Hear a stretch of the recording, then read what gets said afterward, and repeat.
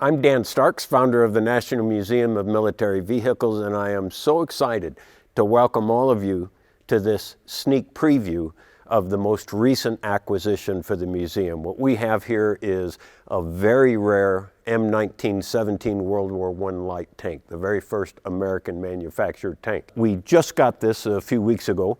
We haven't created exhibits for it yet. We don't have reader rail interpretation graphics, and so we don't even have the original cannon that comes with this was removed to ship the tank here. The cannon hasn't caught up with the tank yet, so we're missing that piece of it, and this truly is a sneak preview. It's too cool not to share. I don't want to wait until we've got all of the surrounding exhibit prepared to show it to you. Most of the video here will be focused on the details of the tank itself, but before going into details on the tank, let me talk just a little bit about the history of tanks in combat. Tanks entered combat for the first time in September 1916 at the Battle of the Somme. The very first tanks were British heavy tanks, British Mark I heavy tanks. The British heavy tank was nothing like what you see here. The British heavy tank did not have a turret. The guns were either machine guns or the British equivalent of 57mm cannons were mounted on sponsons on each side of the tank. The heavy tank weighed about 28 tons. It had a crew of 8. It traveled at less than 4 miles an hour, so really slow, really heavy, lumbering, but it was a great start to the world of tanks. While the British were working on and then fielding their first heavy tanks, the French were working on a totally different concept of tank, a so-called 6-ton light tank. Very similar to this M1917. The French had started working on the Renault FT. Sometimes after World War I, the Renault FT started to be referred to as the FT-17, but the French considered their light tank to be the Renault FT, no 17 about it. So the French are working on this light tank while the British are working on a line of heavy tanks. The Renault FT was first manufactured, the design is completed, first manufactured by Renault company in 1917. But Renault struggled to refine the design and refine the manufacturing process of the FT tank. By the end of 1917, Renault had only been able to manufacture a total of 84 FT tanks. So that's the history, British with heavy tanks, French with light tanks. Now the United States enters the picture. We enter World War I in April of 1917.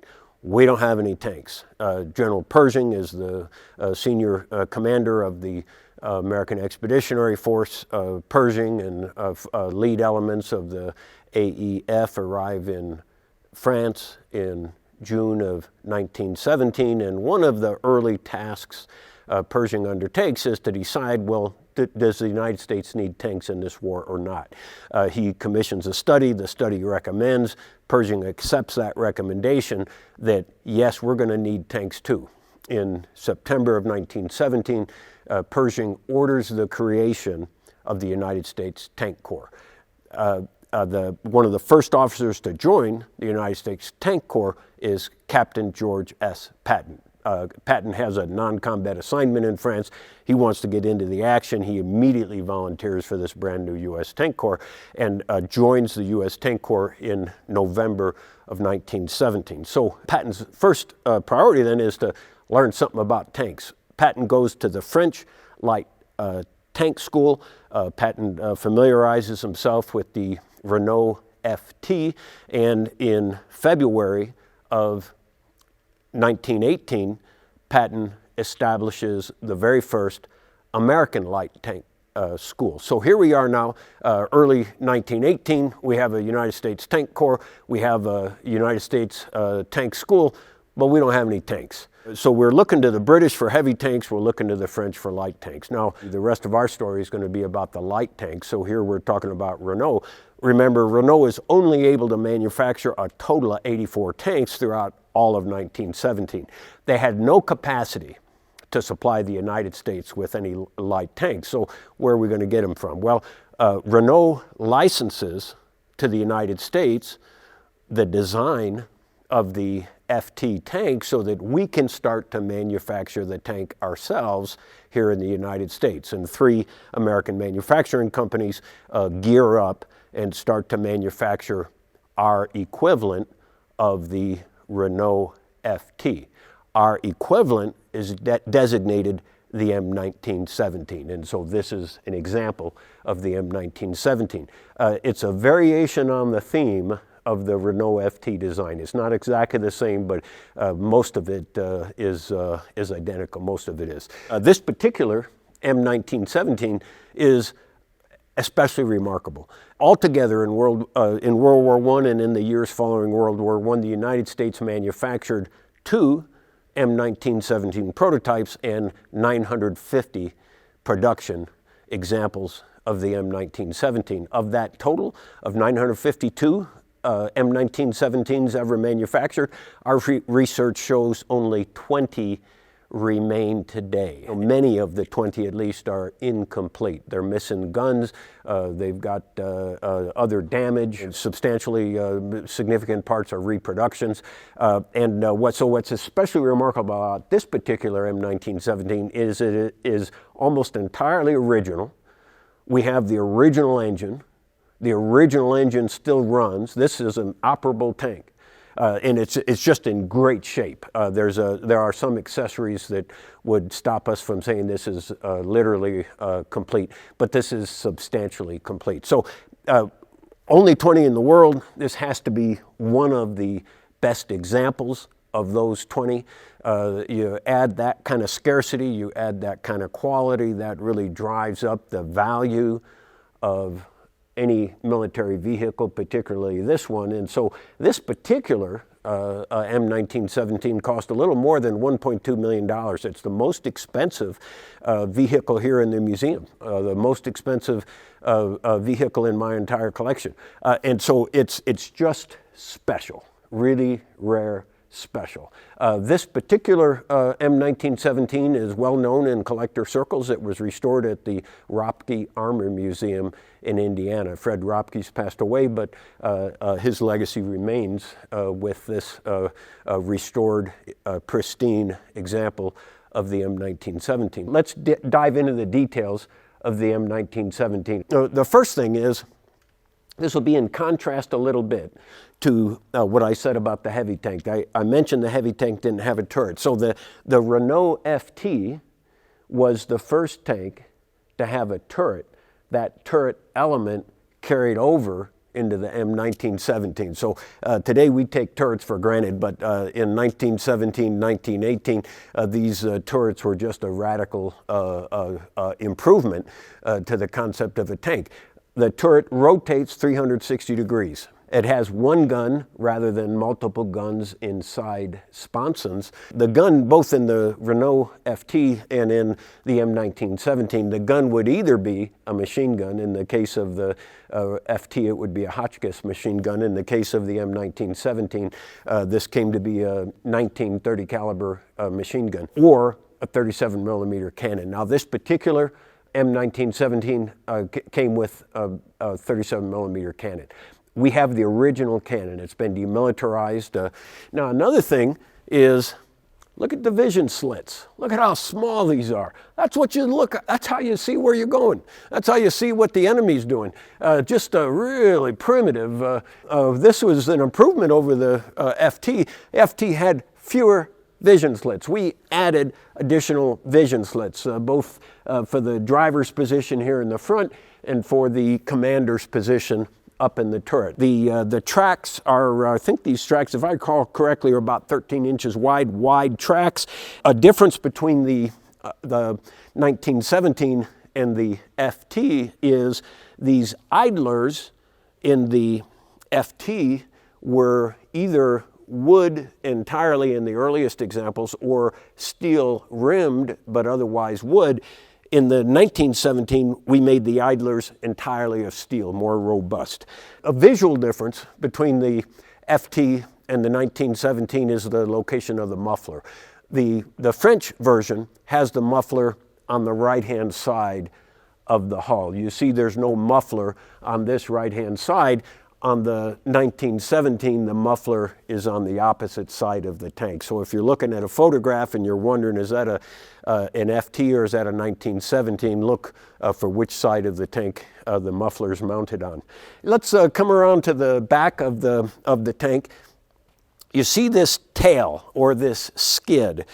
So in a lot of I see in the photographs a number of the surviving examples of the 1970 don't have this tailpiece. But this tailpiece was absolutely critical. It was removable, but it was critical. This is to help cross trenches or to help cross ditches without having the tank drop down into it. So you can remove it with these. It's almost like a detachable tail and in fact you wanted to remove the tail in order to start the tank. You see here this starter crank. We've got a crank handle inside the tank that I'll pull out as we're going along, and you'd attach it to this and you'd crank it to start the engine. Here you see there's a hook on this side and there's a symmetrical hook over on the other side. These are the lift points. This is the center of gravity for the tank when it's being hoisted up to put on a truck or put on a ship. Typical camouflage, Pioneer tools. Come on around to this side and let's just take a look at the muffler. Here's that muffler I'm talking about.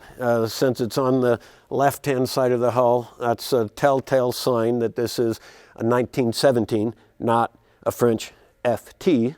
You see a jack.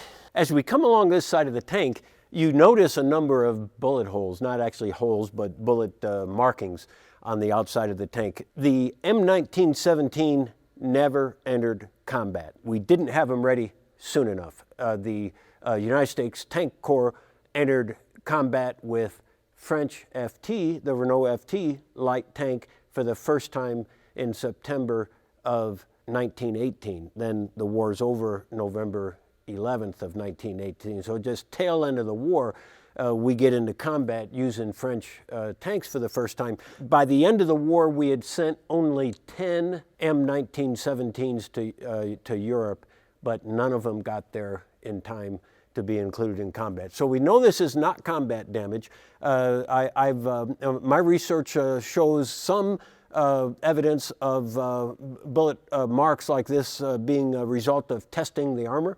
That doesn't make a lot of sense to me, but I've read it. I don't know if this would have been used on a firing range or used as a target or what. I don't know the origin of the bullet marks, but it's just kind of cool that it's got them. Here you see closed hatch covers. So let me invite my colleague, Mike Lamb. Mike, come on over here and join me. Let's start to unwrap this tank and let's get inside and look at the engine compartment and things. We're going to need to finagle this a little bit. All right, now we've got that open. So there's an alternative, particularly when you're not in combat, to be able to see what's going on. And here we've got more hatch covers. So it's a 3-cover front hatch for the driver's position. You see a bucket seat for the driver. You see the brakes, a clutch and an accelerator. The lever with the red tape on it is a magneto adjuster. You can retard and advance the magneto with that. The lever to the left of it as we look is the choke lever for the engine. And here you see brackets with nothing in it. These brackets were for the staff used to clean the main gun. Behind the bucket seat, you see that extends up into the turret. What you can see here is the wall between the engine and the fighting compartment. Commander and gunner standing in that area with his head extending up into the turret. We're going to get into this later, but before we get into this, let's walk around to the engine cover. And this has a handle on the inside right side of the turret in here, where you can unlock a pin right here. Once it's unlocked, you can just pick it up. Then we have these that expose the engine. Right here, what you see is a 4-cylinder Buda engine. Buda Engine Company, at the time located in the suburbs of Chicago. As you can see, 4 cylinders, 4 spark plugs on top, flathead style cylinder head that most people are familiar with. It also, as you can see, has 4 little cups right here. These are primer cups. A little bit of gasoline in each one of these. once you start cranking, the magneto's set in the place that it's supposed to be set with the magneto switch off. And you crank this crank on here, as Dan mentioned earlier. You crank it 3 times, it gets it ready to run. Utilize the 2 levers up there for choke and the magneto advance and get it running and warmed up. You see the original data plate as well. Let's come around to the front. You see steps for the driver to climb inside. Now, the history says that in the United States Tank Corps, the limit on height for a crew member was 5 foot 4 inches. And the limit on weight for a crew member was 125 pounds. So this is not made for somebody my size. They call this a bucket seat. That metal just cuts into your back. There's no support. The Renault FT had a band that the driver could lean back against. The 1917 did not have that. But let me climb in here and you'll get an idea of scale. I'm 5'8", and I weigh more than 125 pounds. But here I am in the driver's position. And here's my brake handles to left-hand brake to turn left, right-hand brake to turn right. It's just really cramped. I'm filling all the space here. Climb up here and open up these back hatches that are normally open from the inside. As you can see, there's space, but not a whole lot of space. I'm going to climb into it and see what we can find in here. Well, if you can see in here, we have the trunnion assembly where the gun would mount in here.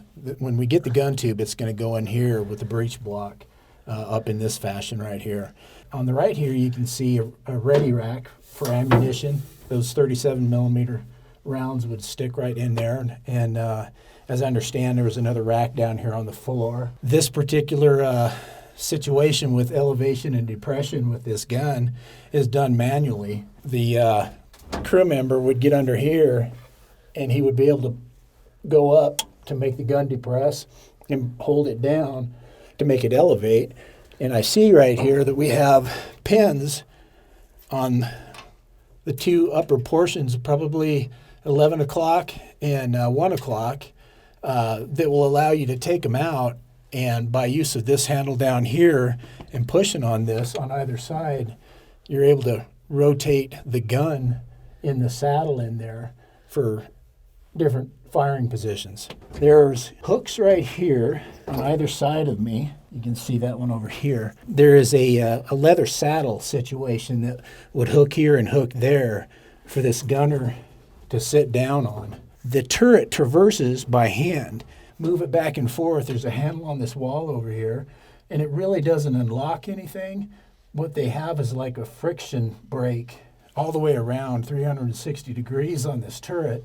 So you have to take a wrench and actually loosen these bolts up to be manually traversed in either direction. Over here on the right-hand side of me is that handle that unlocks the motor cover back there. It's operated from here. The magneto that I mentioned, this is a control for it. This is the on and off switch that would turn on and off the engine. We've got the recoil guard. Yeah, you'll see this in modern day tanks too. A little bit more extravagant though. Let's demonstrate the communications inside the tank. There's no radio in here. And we're right next to the engine, and it's a loud engine. It's a 42 horsepower engine, but it's a loud engine. And imagine we're on the battlefield, and I've closed 2 of the 3 hatch covers. I've left the 3rd hatch cover open. I'm basically blind. And the commander, Mike, can't see much more either, but he's in charge of he's going to tell me how to drive this, which direction to go. And I take my right foot and I touch down on his right shoulder, tap him to make him turn right. And then he'd kick the driver in the left shoulder to tell him to turn left. And if he wanted me to stop, he'd kick me in the back of my head.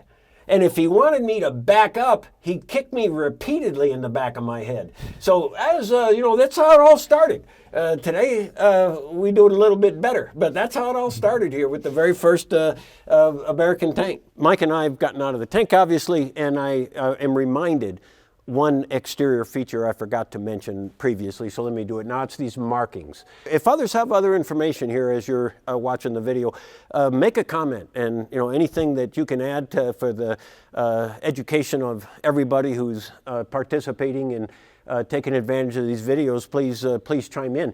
But my understanding, my research shows that the purpose of these markings was two things. One is the number would designate the group or the company the tank belonged to. And then the convention was to have an ace of various suits playing card to designate either the section or the battery that the tank belonged to. So these were not personalized, these were conventions to indicate the home of the tank, the formation to which the tank is attached. So we've covered everything we wanted to cover here for the tank itself. Now let's relocate over to a display case and talk about some of the other information we have about items used along with a tank. We've relocated now to one of the display cases in the museum. Now remember, this is a sneak preview, so this won't be what you'll see when you come to the museum to see for yourselves everything that we're talking about. We're going to change this display case. We're going to take items out. We're going to add more items. We'll make other modifications. But here is just some cool stuff. Now, first thing would be communication. So you saw a very rudimentary communication strategy with kicks to the driver. But the other ways that a tank crew would communicate included the use of pigeons. So here you see the pigeon carrier. It's a 2-pigeon carrier, and you see this deal. So here, this particular book on pigeons, what was fascinating to me about it is this was written by First Lieutenant in charge of the pigeon section, USA Signal Corps. 1917 to 1918. This was Lieutenant Wendell Mitchell Levi. So, I mean, you had to know a lot about pigeons, for crying out loud. So that was one method, an additional method of communication. We've got some photographic evidence of pigeons being released from inside a tank as part of this communication. Another form of communication would be signal flags. And so here we've got a signal flag kit, an original World War I signal flag kit. You see a couple of flags mounted in this display case. We've got more flags here that'll be prepared in an exhibit for better display with a variety of different attachments for the flag system. So that would be the second way additional way to communicate with signal flags. And then the third additional way to communicate is by getting out of your tank and walking over to wherever you want to whoever you want to talk with. So this was just all really basic. Now a couple other items that are cool. You see we've got a British tanker steel face mask. How about that? So you've got the hatch cover open. You've got, this isn't really armor, it's just more to protection for debris, and that's just kind of fascinating to see that kind of really basic technology being used in the early days of tank warfare. And here now we've got just an awesome piece, a World War I named tanker uniform. The individual who this uniform grouping belonged to John Martin, who is a member of a heavy tank battalion operating in the American Army, operating a British Mark V heavy tank. But here we've got a tanker's vest and the tanker's tunic. You see the original armor patch. You see here inside, you see the evidence of what a heavy tank looked like with the guns on the side sponsons. Here we've got the Tank Corps insignia on the collar. So this is the real deal. It's really just super special that we were able to get our hands on this along with John Martin's helmet. He's personalized his helmet with his unit, the 304th Tank Brigade, and name on the inside. He's got his garrison cap, and again you see the original armor insignia here with 2 dragons with a heavy tank, with a Mark V heavy tank indicated on his garrison cap. So let me say a little bit more about Mike. Mike is our restoration shop supervisor, so you'll see Mike in shop videos, and for those of you that are coming to our either of our first 2 restoration shop open houses. You'll see Mike and his team walking through what they do in our restoration shop. Mike is a career Marine, retired after 24 years as a Chief Warrant Officer Force, spent his entire career working on Marine armor and other Marine vehicles. So we really got top talent here in our own restoration shop, as well as just a good human being. So that's what we wanted to sneak preview for you. Between now and the time that we embed the 1917 in a proper display, it'll be available here on the gallery floor for you to see up close and personal. So thank you for joining us, and you're welcome anytime.